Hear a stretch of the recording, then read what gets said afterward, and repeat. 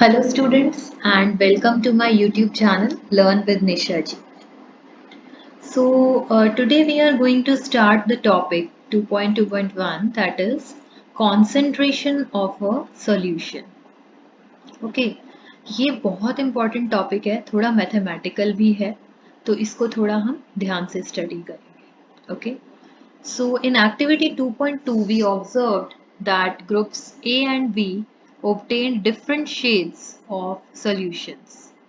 Okay, so we understand that in a solution, the relative proportion of the solute and solvent can be varied.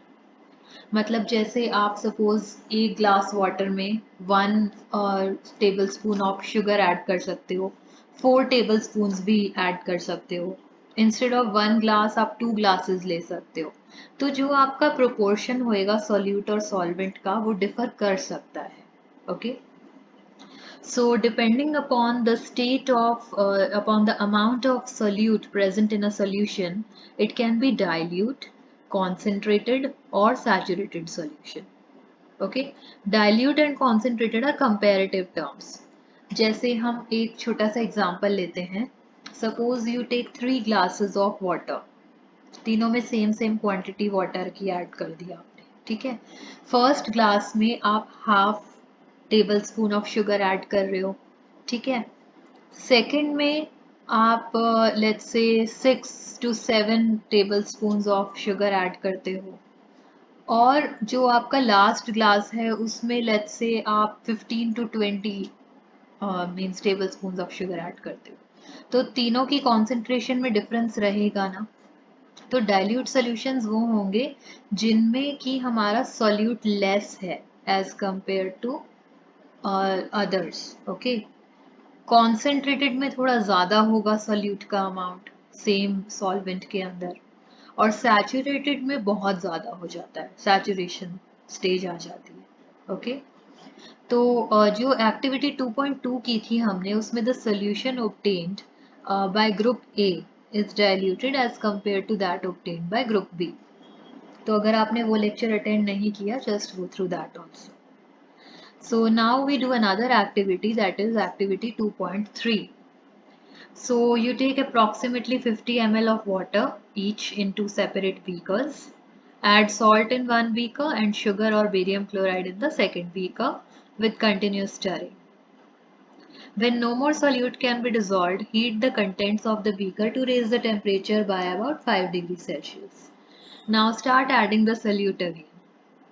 So is the amount of salt and sugar or barium chloride that can be dissolved in water at a given temperature the same? So at a particular temperature, a solution that has dissolved as much solute as it is capable of dissolving is said to be a saturated solution. तो saturated solution क्या होता है, this is very important. Saturated solution में मतलब आप उतना solute add कर चुके हो जितना उसकी कैपेसिटी है डिसॉल्व करने की. उससे ज़्यादा आप ऐड करोगे तो वो सेटल हो जाएगा अलग से. ओके, तो when no more solute can be dissolved in a solution at a given temperature, it is called saturated solution. But ये बात है उस पर्टिकुलर टेम्परेचर पे. Okay, and the amount of solute present in the saturated solution at this temperature is called the solubility. तो solubility ये define करेगी कि saturated solution के अंदर कितना solute present है at a given temperature, right? So if the amount of solute contained in a solution is less than saturation level, it is called an unsaturated solution. Let's say saturation के लिए हमें 15 tablespoons of sugar चाहिए. ठीक है, और हमने अभी 10 ही add किए, तो जिसमें 10 एडेड है उसे हम अनसैचुरेटेड सोल्यूशन बोलेंगे. Right, what would happen if you were to take a saturated solution at a certain temperature and cool it down slowly? हम ऊपर वाली सभी एक्टिविटीज से ये रिजल्ट पे पहुंचेंगे कि different substances in a given solvent have different solubilities at the same temperature. जैसे सॉल्ट की अलग सॉल्युबिलिटी होगी, शुगर की अलग सॉल्युबिलिटी होगी, आप कोई और सब्सटेंस लेते हो उसकी अलग होगी, तो सॉल्युबिलिटी वेरी करती है सबकी.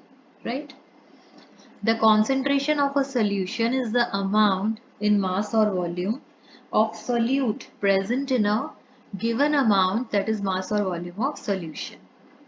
ये बहुत इंपॉर्टेंट टर्म है, कॉन्सेंट्रेशन ऑफ अ सोल्यूशन। ये क्या डिफाइन करती है, जैसे सपोज आप मास के टर्म्स में लेते हो, तो सोल्यूट का mass, okay, divided by the mass of solution, दोनों का आप रेशियो निकालते हो and multiply it by 100 to get in percentage. तो let's see, this is the formula, very important. So mass by mass percentage of a solution. So mass of solute by mass of solution into 100. Learn this. Next है हमारा mass by volume. इसमें क्या करते हैं, mass of solute upon volume of solution into 100। तो ये जो आपको रिजल्ट मिलेगा ना, ये एक परसेंटेज फॉर्म में मिलेगा। Next is volume by volume. So volume of solute upon volume of solution into 100, right.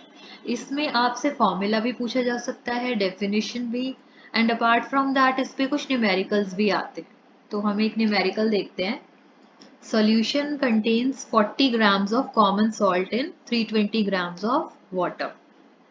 Okay, तो इसमें मास ऑफ सोल्यूट क्या हुआ, सोल्यूट क्या है, salt 40 grams, okay. Solvent water कितना है, 320 ग्राम्स। तो सोल्यूशन का मास कितना होगा, सोल्यूशन किसको कहते हैं, सोल्यूट प्लस सॉल्वेंट को, ठीक है। तो दोनों का मास हम ऐड करेंगे तो हमारा टोटल मास ऑफ सोल्यूशन आ जाएगा 360 ग्राम। फिर हमने मास परसेंटेज ऑफ सोल्यूशन का फॉर्मूला अप्लाई किया, mass of solute upon mass of solution into 100, value substitute की, वी गेट 11.1%। करेक्ट। तो ऐसे न्यूमेरिकल्स बहुत आते हैं एग्जाम्स में, just practice them out, right.